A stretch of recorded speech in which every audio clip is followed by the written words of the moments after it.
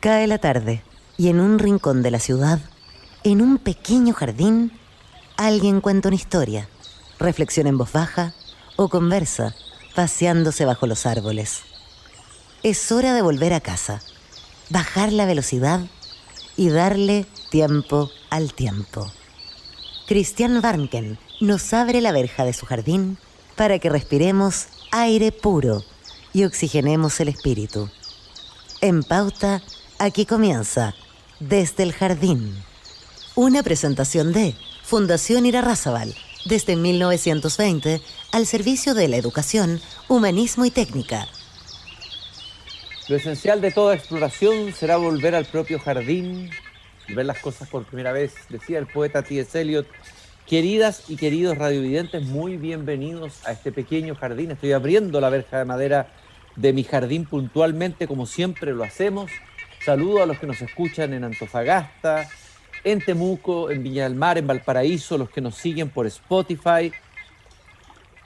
Nos acercamos a Semana Santa y siempre en Semana Santa en la televisión es habitual, se repiten algunas películas que recrean libremente, según la mirada del autor, del director, algunos momentos de lo que es la pasión de Jesucristo y todas las historias que forman parte del mosaico de historia de lo que es la Semana Santa. Y una de las películas que se solía repetir, no sé si todavía se sigue haciendo, era una película estupenda de Pier Paolo Pasolini, un director de cine colosal, diría yo, como artista, que fue escritor, fue poeta, fue director. Están celebrando los 100 años de su nacimiento. Él nació el 5 de marzo de 1922 en Santo Stefano y murió asesinado brutalmente el 2 de noviembre de 1975 en Ostia, en un balneario en Italia. Pero fue dramaturgo, fue escritor, fue poeta. Y esta película de la que vamos a hablar, entre otras, porque vamos a hablar no solamente de esta película referida a Semana Santa, es tal vez de las más bellas, de las más, yo diría, originales, una maravillosa aproximación además, uno de los evangelios, a uno de los relatos de la vida de Jesús, que es el Evangelio de Mateo. Y la película se llama El Evangelio según Mateo, del año 1964. Entiendo que Pasolini le escribió en un momento de crisis personal, que habría llegado a un monasterio invitado por un amigo sacerdote. Él no era creyente y que habría leído la Biblia, habría leído probablemente el Evangelio según San Mateo. Ahí algo le impresionó. Bueno, todo eso nos va a contar hoy día nuestro querido cinéfilo y cinépata David Benameix, quien va a mostrarnos y vamos a recorrer juntos una antología de la filmografía de este extraordinario director de cine italiano, del cual se está hablando mucho en distintas partes del mundo. Hay una recuperación de la obra de Pasolini. Querido David, muy buenas tardes, bienvenido al jardín. Hola, Cristian. Sí, es importante en Semana Santa hablar de la vida, pasión y muerte de Pier Paolo Pasolini, la suya personal, no solo la que le dedicó él a Jesucristo, que era uno de sus personajes favoritos, sino la vida de este hombre nacido en Bolonia, con un padre aristócrata, militar, y una madre campesina. Por lo tanto va a estar siempre tironeado por dos visiones de mundo que lo van a traer, uno hacia el mundo popular, obviamente hacia el folclore, hacia las tradiciones, hacia lo vernáculo, y el otro hacia el decadentismo, la visión pesimista del mundo y el materialismo. Pasolini va a nacer justo el año en que surge el fascismo en Italia. El fascismo, que sabemos va a tener una tremenda importancia va a gobernar Italia durante 20 años, pero va a tener una tremenda importancia como modelo de conducta y como causante, por supuesto, del gran desastre de la Segunda Guerra Mundial. en la cual el hermano menor de Pasolini va a morir y en la cual el padre de Pasolini va a ser hecho prisionero durante muchos años. Por lo tanto, él va a quedar siempre expuesto con esta madre que venía de la región del Friuli, o sea, el norte de Italia, al noreste de Italia, y a su mundo campesino, a pesar, como decíamos, de estas tensiones en el hogar, que eran tensiones además personales entre el padre y la madre.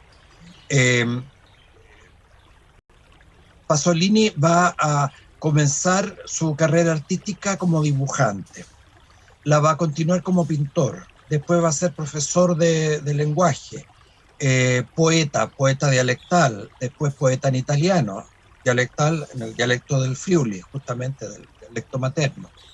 Después de ahí va a pasar a ser novelista, va a tener que salir arrancando de su Boloña natal por causa de un escándalo sexual con un estudiante.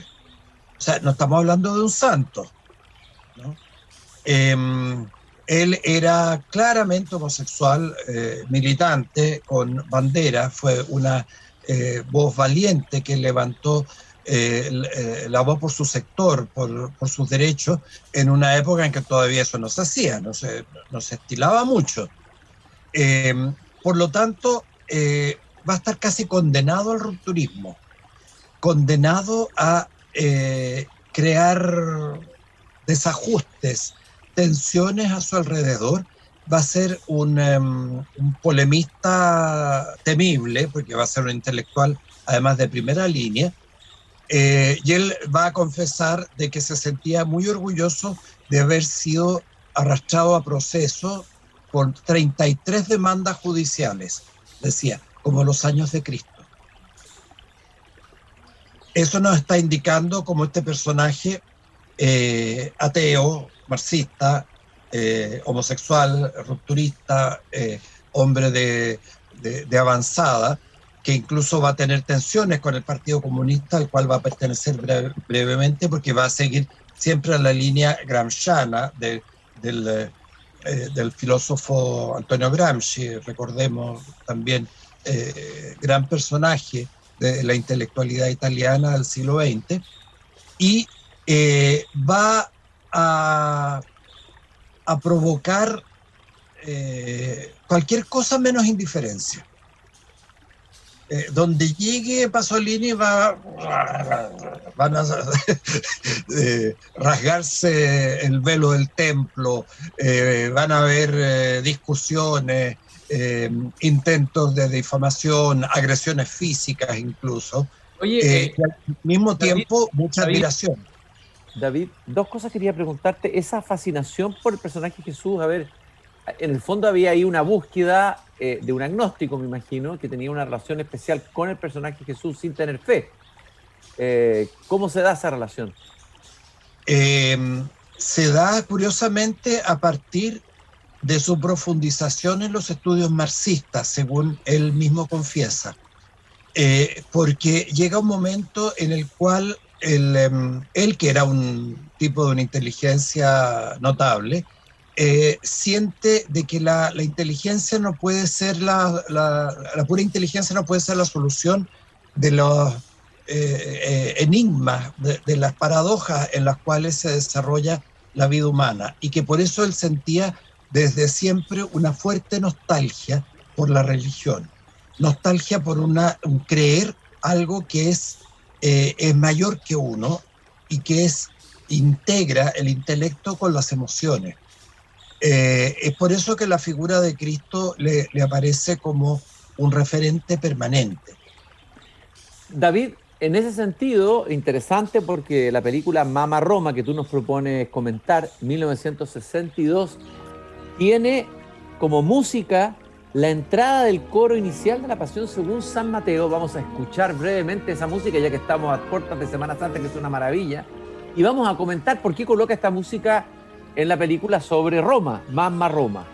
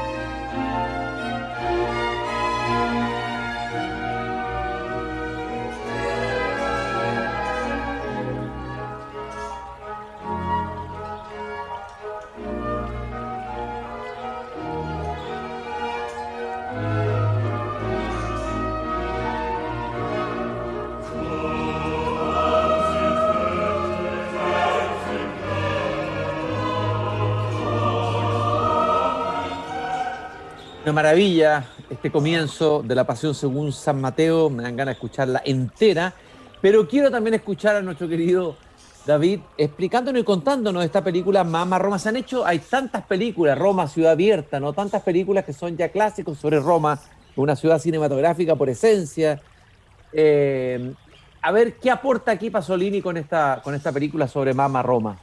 Aquí se unen tres elementos. Primero, el amor por la madre. En Pasolini esto era muy, muy marcado.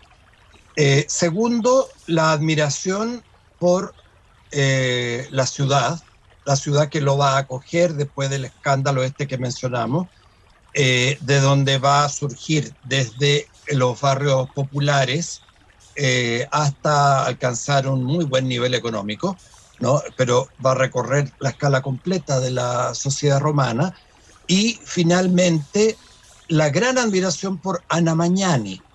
Anna Magnani era en aquel entonces realmente una loba para los romanos, ¿no? Una vestal que había ganado el Oscar algunos años antes y que era una estrella de primera magnitud internacional, pero una personalidad sumamente difícil, un temperamento único a la cual él quiso rendirse creando el personaje de esta prostituta que trata de de dignificarse, reciclándose como verdulera para poder pagar los estudios de su hijo. Pero por supuesto el destino la va a perseguir, ¿no? Y la ciudad quizás no va a poder cumplir sus sueños.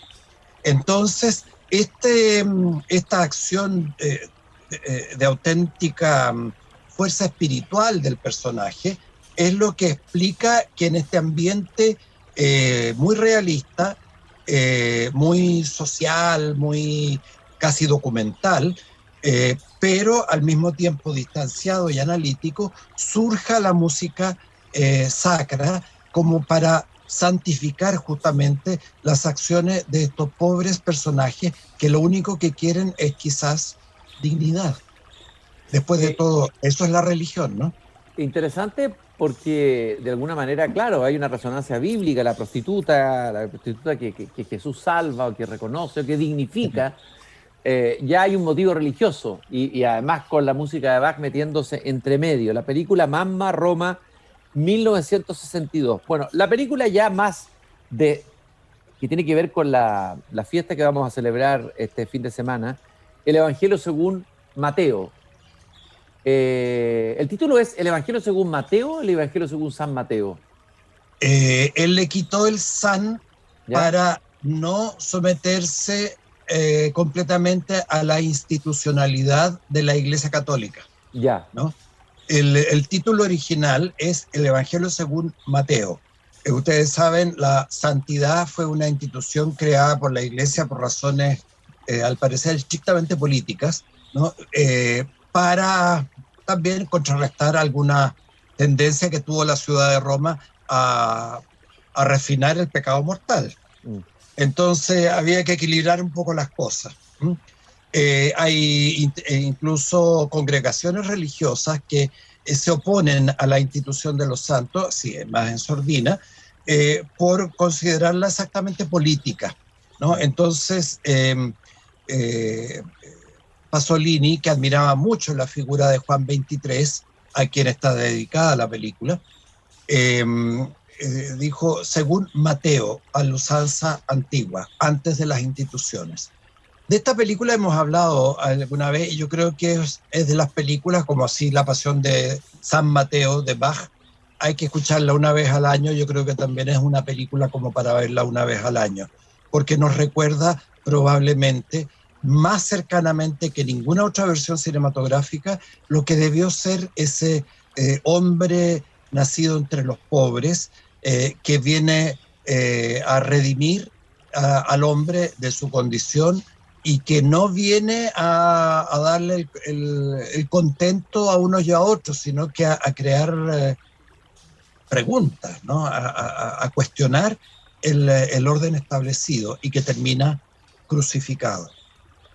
Ahora, Es cierto que esta película, creo que te lo pregunté la otra vez que conversamos, contó con la participación no solamente de personajes anónimos, de gente de la calle, y cuál era el trabajo, cómo Pasolini incorporaba los que no eran actores, digamos, del mundo real, en sus películas. Claro, un famoso actor de Hollywood de los años 50, Clifton Webb, decía que no era conveniente ver películas neorrealistas porque eran un peligro para su profesión, porque demostraban de que cualquier persona puesta delante de la cámara podía ser mejor actor que ellos, ¿no? Acá ocurre más o menos eso. Ahora, hay algunos que son actores y hay algunos que son intelectuales, escritores. Él tenía tendencia a colocar a todos sus amigos en algún rol. Uno de ellos una vez me contó que efectivamente aprovechaba el físico y las características de las personas para colocarlos en determinados roles. Este escritor famoso, Stefano D'Arrigo, decía de que él no tenía ninguna condición para exhibirse ante público y que de hecho él le cargaba las conferencias incluso, pero que había hecho esto gustosamente por Pasolini, justamente porque descubría una verdad que estaba más allá de la conciencia de las personas. Estoy conversando con David Berameix, celebrando los 100 años del natalicio del director, escritor y artista cabal que fue Pier Paolo Pasolini. Y el Evangelio según San Mateo tiene nuevamente música sagrada, de alguna manera, el Kyrie de la Misa Luba, que vamos a escuchar brevemente antes de ir a comentar la próxima película de esta antología pasoliniana. Es una misa congolesa.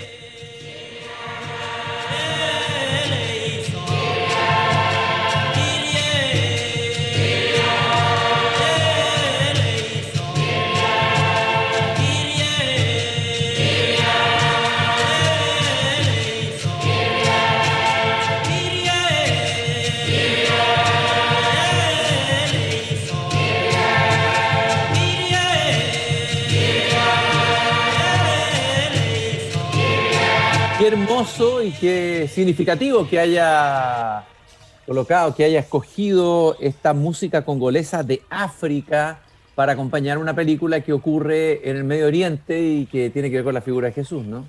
No, aún va más lejos la cosa. En la escena de la adoración de los Reyes Magos hay un negro espiritual del sur de Estados Unidos. Uh-huh. Esta tendencia a ser muy ecléctico, ¿cómo se llama? Pasolini en el uso de la música, provenía también de su adopción de las formas brechtianas del distanciamiento. Nos hace tener conciencia de que lo que estamos asistiendo es una representación, no una expresión de la realidad puesta delante de la cámara, sino que una representación de la realidad de la cual tenemos que ser altamente conscientes en todo momento, de forma tal de que el espectador no se engatuse con los colores y con lo bonito que es todo, ¿no? Él tenía muchos estudios de historia de la pintura. Entonces el Evangelio según Mateo es claramente tiene sus referentes en la pintura del primer Renacimiento, Piero della Francesca, Paolo Uccello, etc. Por lo tanto, hay en él también un refinamiento plástico de primer orden. Uno de sus profesores fue Roberto Longhi, uno de los mayores historiadores del arte del siglo XX.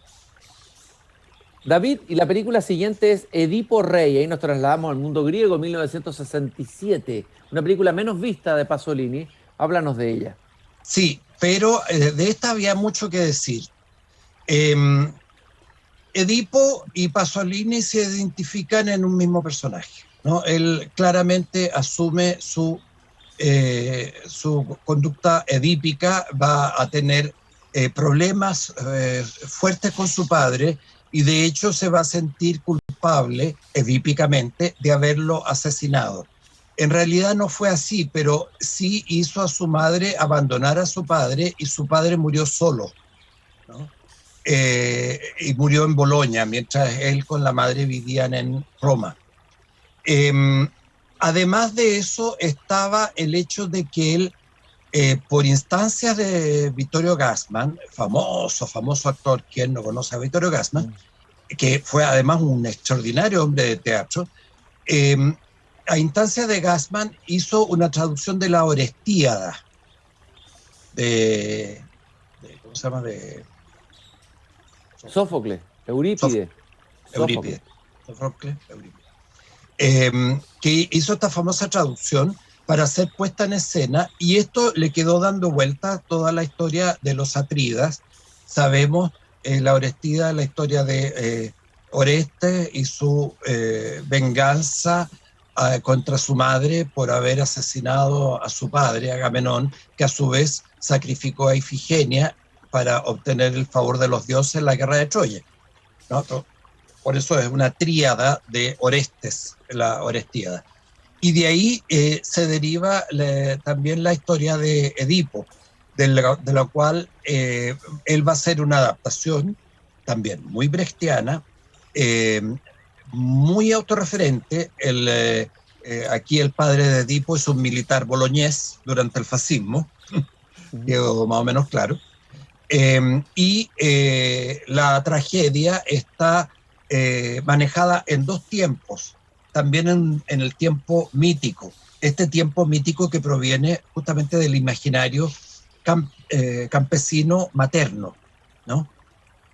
Ahí está entonces muy claramente contrapuestos los dos mundos, de los cuales el mismo Pasolini se sabía parte, no siempre armónica, ¿no? El mundo burgués, aristocrático, y el mundo campesino popular, en donde las costumbres arcanas, primigenias, empiezan a adquirir una gran presencia en su cine. Esta es la primera película de Pasolini en colores, y es una puesta en escena a ratos muy seductora, muy deslumbrante, con mucho mundo primitivo, con una escenografía en lugares naturales y un gran reparto en el cual destaca el famoso actor inglés Julian Beck, creador del Living Theatre, que en aquellos años era la gran vanguardia en el teatro mundial. Una corrección, nos equivocamos los dos, no era ni Sófocles ni Eurípides, era Esquilo, la Orestía es de Esquilo. Ah, es de Esquilo. Estamos claro. hablando de Edipo Rey. La más antigua. Sí, más antigua todavía, más en el origen del teatro. Vamos a seguir avanzando porque hay tantas películas interesantísimas que todavía nos queda por revisar. La película Teorema, 1968, de nuevo con música sacra de alguna manera, la maravillosa y tremenda Misa de Requiem de Mozart, del cual vamos a escuchar un fragmento. Estamos haciendo una revisión de la filmografía del gran director italiano, cuyo centenario se está celebrando en estos días, en Italia desde luego y en el mundo entero, Pier Paolo Pasolini.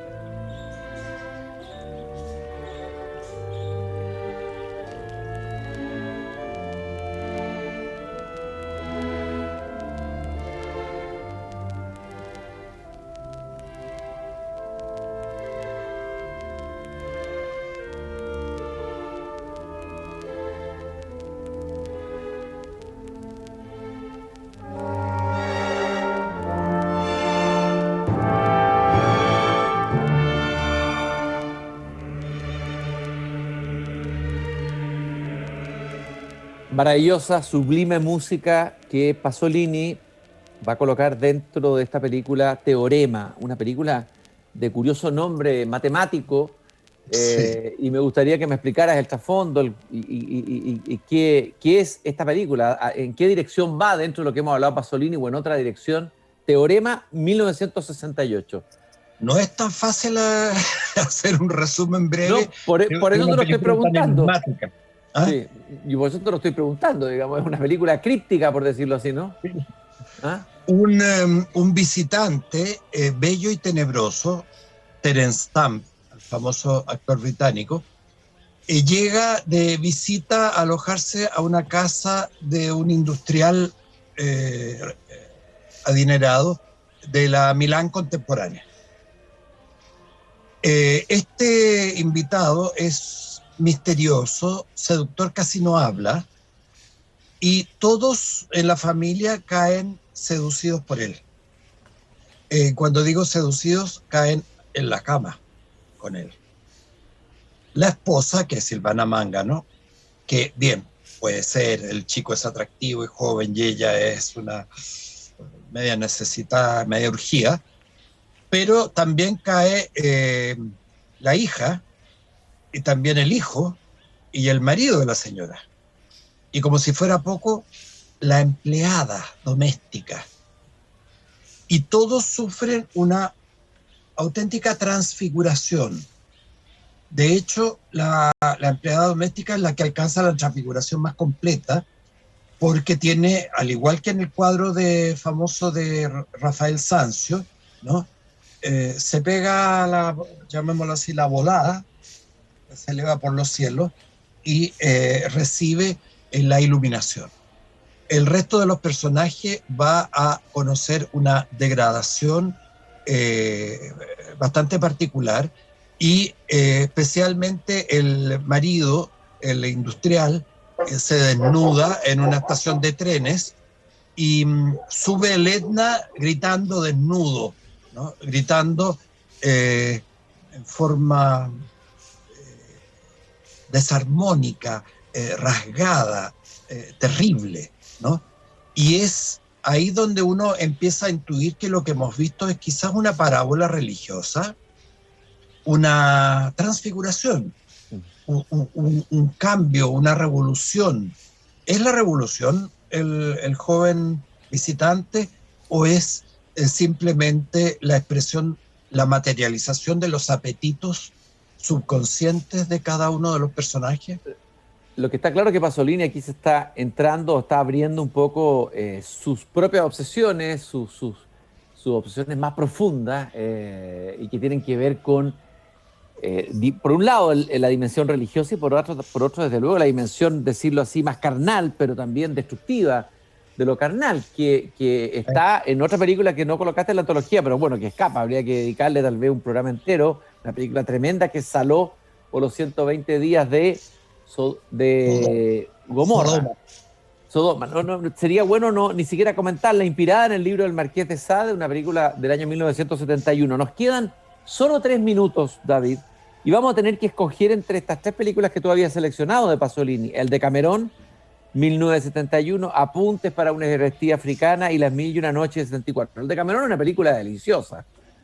Sí. A mí también me gusta mucho.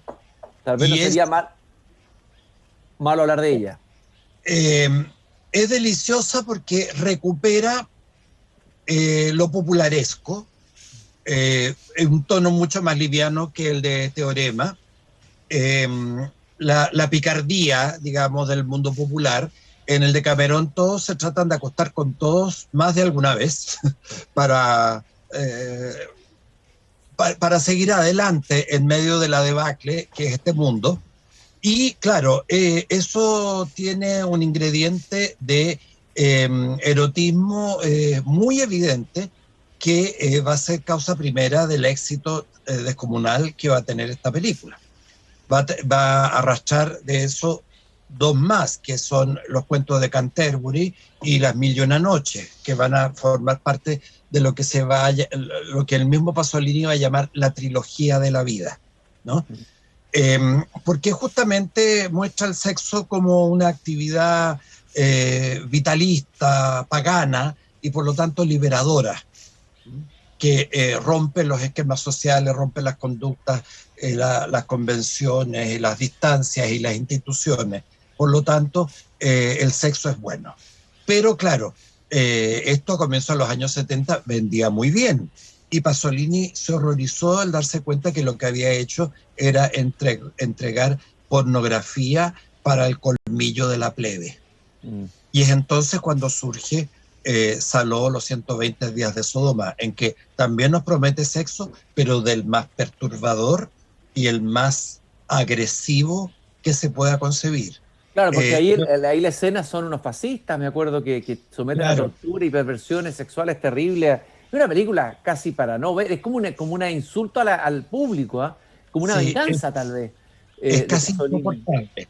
Sí. Usted ¿Ah? quiere ser guayerista, venga para acá, ahora le voy a mostrar el otro lado de la moneda, Hay que ¿no? recordar que el de Camerón está inspirada o es una recreación más libre de ese libro notable de Giovanni Boccaccio, que tiene que ver mucho con la pandemia porque fue escrita en Sí, plena peste. exactamente. Y en el fondo, en la oposición a la Divina Comedia, este es como una comedia humana, son personajes que se arrancan de la peste y se dedican a contar historias, y esas historias forman este libro que se llama El de Camerón. Querido Claro. David, te quiero agradecer este interesantísimo recorrido de este autor italiano notable, del cual se estamos celebrando los 100 años, Pier Paolo Pasolini. Han quedado, lamentablemente, quedaron unas películas en el tintero. Quedó en el tintero la película Apuntes para una Orestía Africana, esa no la he visto. Es un documental. Es un documental, esa no la vi. Y Las Mil y Una Noches, que forma parte de la tríada que tú acabas de decir, junto con el de Camerón, de 1974. Hemos celebrado así, creo con la mayor dignidad posible, el cumpleaños de este artista notable, Pier Paolo Pasolini. Muchas gracias, David. Vean Queridos, el Evangelio según Mateo en Semana véanlo. Santa. Es una película para ver de nuevo en Semana Santa. Yo estoy de acuerdo contigo. Hay que verla. Es una Sí, película que además lo hace a uno acercarse a la figura de Jesús de una manera muy distinta a la que, como estamos acostumbrados a recibirlo a veces, muchas veces, de una manera muy ramplona, por un catolicismo que ha domesticado el misterio. En cambio, aquí exacto. aparece la luz propia de ese misterio. ¿Ah? Es la recuperación del misterio, sí. Es la recuperación del misterio. Querido David, te deseo feliz Semana Santa y nos encontramos nuevamente próximamente con más películas aquí en Desde el Jardín. Gracias por habernos acompañado. Gracias a todos ustedes, queridos radiovidentes. Nos vemos mañana en el último programa de la semana antes de Semana Santa, porque el viernes no se va a emitir Desde el Jardín. Cierro la verja de mi jardín y, como siempre les digo la frase de Voltaire al final del Cándido, hay que cultivar el propio jardín. Hasta mañana.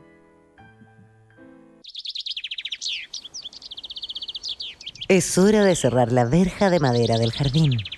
Pero Christian Warnken la volverá a abrir todos los días de lunes a viernes a las 20 horas en Radio Pauta, cuando comience de nuevo Desde el Jardín. Una presentación de Fundación Irarrázaval,